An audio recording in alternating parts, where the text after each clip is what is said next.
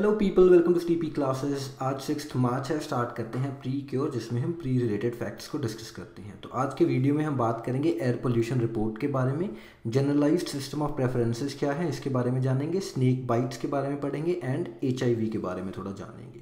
ठीक है जी। एंड स्टार्ट करने से पहले यूपीएससी प्रीलिम 2019 के लिए हमारी test series as well as prelim crash course available है एट वेरी किफ़ायती दाम 999 ओनली। तो अगर आप चाहते हैं परचेज करना तो यू आर मोस्ट वेलकम।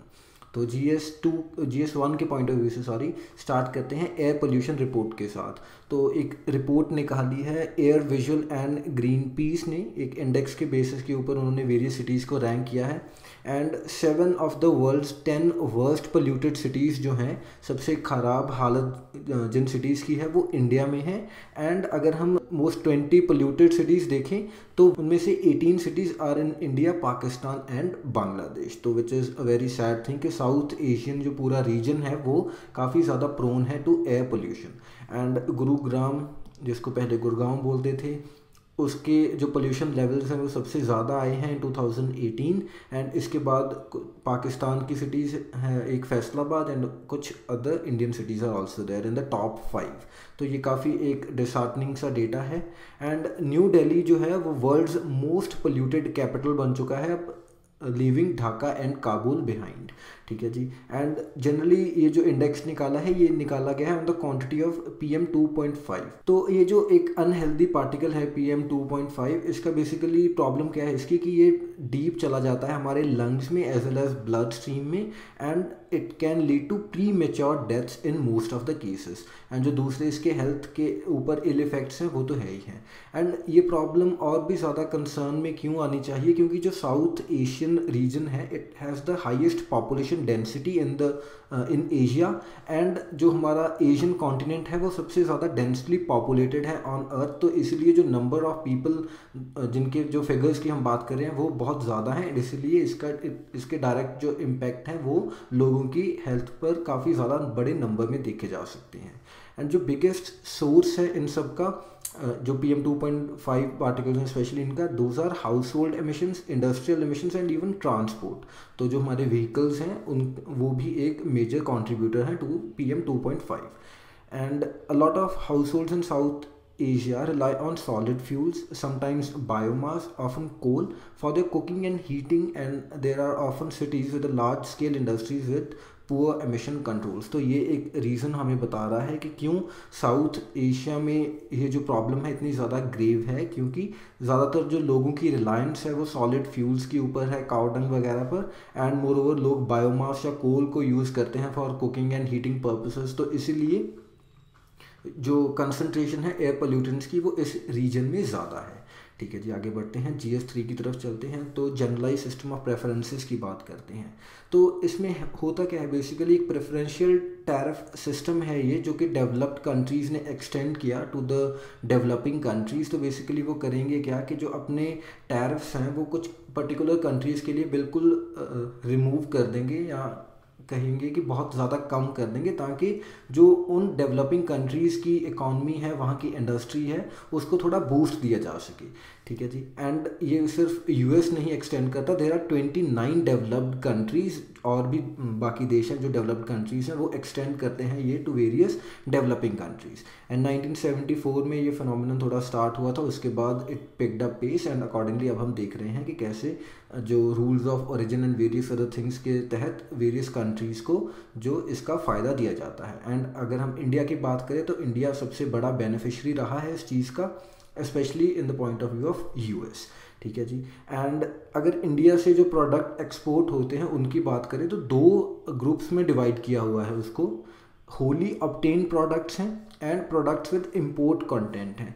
तो ये जो प्रोडक्ट्स हैं ये टोटली इंडिया में ही बनाए जा रहे हैं एंड बाद में एक्सपोर्ट किए जा रहे हैं। लेकिन जो प्रोडक्ट विद इंपोर्ट कंटेंट है इसमें 100% इंडिया में चीज़ें नहीं बनी हुई, कुछ चीज़ें हमने इंपोर्ट की हैं, उनको यूज़ करके फर्दर आगे भेजा है। फॉर एग्जांपल हम किसी मोबाइल फ़ोन का एग्जांपल ले सकते हैं कि सपोजिटली कोई अगर प्रोडक्ट इंडिया में बन रहा है, कोई मोबाइल फ़ोन बन रहा है, तो किसी और देश से हमने सपोजिटली उसके स्पीकर्स ले लिए, कोई जो माइक्रो प्रोसेसर है वो किसी और नेशन से ले लिया, लेकिन जो प्रोडक्ट है वो इंडिया में बना एंड अकॉर्डिंगली उसको भी इसी चीज़ में इसका जो फ़ायदा है जनरलाइज सिस्टम ऑफ प्रेफरेंसेस का वो मिलेगा। लेकिन इसका कुछ क्राइटेरिया है, वो थोड़ा डिटेल में हम जो इकॉनमी पढ़ेंगे उसमें बात करेंगे। ठीक है जी। तो only such products of a beneficiary country that fulfil the requirement of the rules of origin laid down by the importing country are considered, sorry it should be importing country here, are considered for preferential tariff treatment on import into the markets of donor countries। ठीक है जी। तो rules of origin नाम की एक चीज़ है जिसमें criteria बताया हुआ है कि कैसे आप कितना जो कोई इम्पोर्टेड कंटेंट यूज़ कर सकते हैं, कितना आपको खुद से बनाना है, या होली ऑब्टेन प्रोडक्ट किसको बोलेंगे, तो उसके अकॉर्डिंगली जो रिसीविंग कंट्री है जो बेनिफिशियरी कंट्री को वो अकॉर्डिंगली प्रोवाइड करेगी जो मार्केट में स्पेस अपनी। ठीक है जी। And rules of origin comprise a set of requirements laid down by the importing country which must be fulfilled by product to be eligible for preferential tariff treatment upon import into that country। तो accordingly rules of origin को satisfy करना बहुत ज़रूरी है, otherwise अगर rules of origin satisfy नहीं हो रहे तो यू आर फेलिंग कि ये प्रोडक्ट आपकी कंट्री में बना है, अकॉर्डिंगली फिर आपको जो बेनिफिट्स हैं वो नहीं मिलेंगे। ठीक है जी। आगे बढ़ते हैं, बेनिफिट्स की बात करते हैं। तो इसका फ़ायदा सिर्फ जो एक्सपोर्ट कर रही है कंट्री सिर्फ उसी को नहीं होगा, इनफैक्ट जो इंपोर्टिंग कंट्री है उसके लिए भी थोड़ा फ़ायदा है। जान लेते हैं कैसे। जो इंडियन एक्सपोर्टर्स हैं सबसे पहले तो वो इनडायरेक्टली इसका फ़ायदा कैसे उठाएंगे कि अगर टैरिफ रिड्यूस्ड हैं जो कंट्री इंपोर्ट कर रही है उसमें, तो जो इंडियन प्रोडक्ट्स होंगे वो थोड़े कॉम्पिटिटिव हो जाएंगे एंड जो दूसरी कंट्रीज़ हैं जिनके पास they could be better technology and वो मास प्रोडक्शन कर रहे हैं लेकिन फिर भी हम हमारे कंपेरेबल प्राइसेस हैं, तो अकॉर्डिंगली हमारे कंट्री के जो एक्सपोर्टर्स हैं इंडिया की अगर हम बात करें तो उनको भी फ़ायदा होगा। एंड दूसरी बात, जो डोनर कंट्री है या जो कंट्री जो इंपोर्ट करवा रही है उसमें क्या, उसके लिए क्या फ़ायदा है कि जो उसके प्रोडक्ट फर्दर आगे वो बनाएंगे, उसके फाइनली कोई आगे जो प्रोडक्ट होंगे उसको भी तो यूज़ कर रहे होंगे ना वो, तो अगर वो किसी प्रोडक्ट को एज अ इनपुट ले रहे हैं तो उनके भी अकॉर्डिंगली प्रोडक्ट सस्ते हो जाएंगे। तो इसीलिए the tariff preference helps new exporters to penetrate a market and establish exporters to increase their market share. तो उन दोनों के लिए भी फ़ायदा है एंड जो इंपोर्टिंग कंट्री है उसके लिए भी फ़ायदा है कि अगर वो इनपुट को यूज़ कर रहे हैं, जो इंपोर्टेड प्रोडक्ट है उसको ऐसा इनपुट यूज़ कर रहे हैं, तो फर्दर वो जो एक फिनिश प्रोडक्ट बनाएंगे वो भी थोड़ा कंपेटिटिव ही बनेगा। ठीक है जी। आगे बढ़ते हैं, स्नेक बाइट की बात करते हैं। इसको occupational, environmental and domestic health hazard की कैटेगरी में रखा जाता है एंड एक एस्टिमेट है कि ओवर 10 लाख जो स्नेक बाइट्स हैं वो सिर्फ इंडिया में होती हैं एंड इससे 45 to 50,000 डेथ्स होती हैं इंडिया में एनुअली। तो इसलिए काफ़ी जो स्टैट्स हैं वो इंडिया के लिए वल्नरेबल हैं ये वाले। एंड जो वेनोमिनस स्नेक बाइट है इसको निगलेक्टेड ट्रॉपिकल डिजीज़ की कैटेगरी में रखा था WHO ने इन 2009। तो तब से ये निगलेक्टेड ट्रॉपिकल डिजीज़ की कैटेगरी में है। तो इनके बारे में भी आपको थोड़ा दोस्तों जानना है कि ये निगलेक्टेड ट्रॉपिकल डिजीज़ क्या होते हैं। ठीक है जी। And it implies that snake bite is in a group of disease that prevail in tropical and subtropical conditions in 149 countries affecting more than 1 billion people. तो अकॉर्डिंगली जो tropical and subtropical countries हैं उन्हीं में basically ये ज़्यादा problem पाई जाती है and कुछ ये बड़ा सा नंबर है 149 कंट्रीज़ का जो इससे डायरेक्टली अफेक्टेड हैं। एंड यूजली है क्या कि ये जो सब कंट्रीज़ हैं they are mostly poor countries, तो पॉवर्टी में जो लोग रह रहे हैं स्पेशली वो ज़्यादा प्रोन है इस चीज़ के।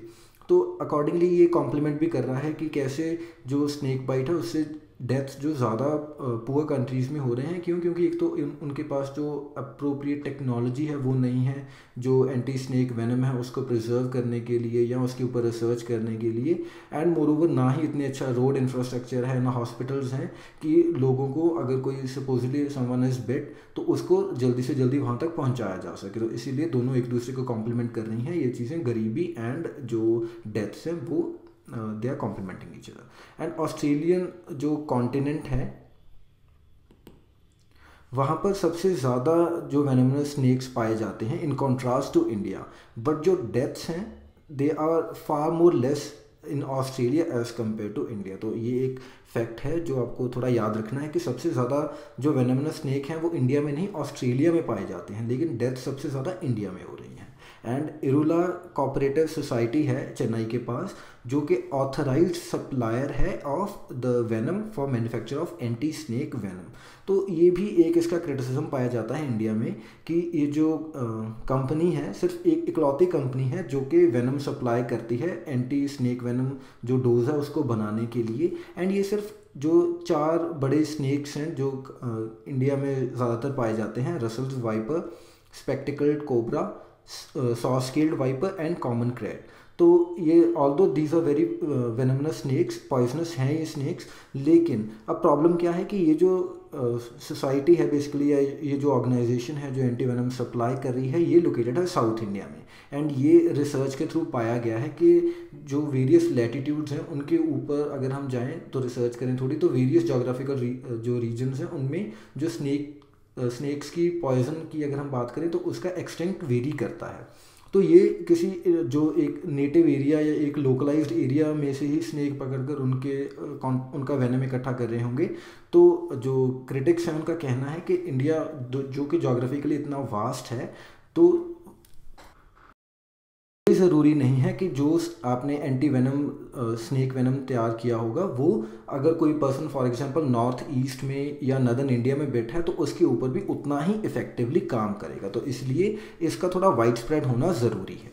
ठीक है जी, तो आगे बढ़ते हैं, HIV के बारे में बात करते हैं। तो अगर हम HIV की हिस्ट्री जो पेशेंट है वेरियस